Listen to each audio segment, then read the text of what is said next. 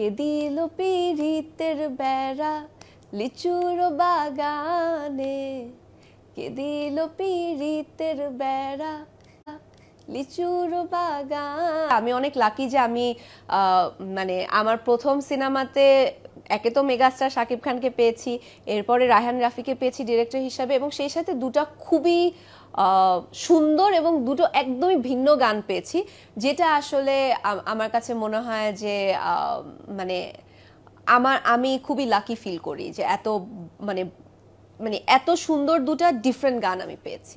এবং অলরেডি সবার মুখে মুখে কে দিল পিরিতের বেড়া, এইটা আসলে কি বলবেন, মানে একটু ডিফারেন্ট ফোক আবার মানে মডার্নিজম সব মিক্স করে কোরিওগ্রাফি।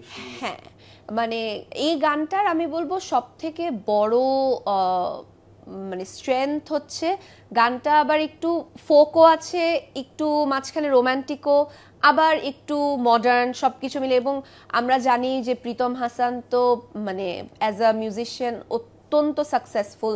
উনি ও লাগে উড়াধুরা দুর্দান্ত করেছে, চাঁদ মামা দুর্দান্ত করেছে।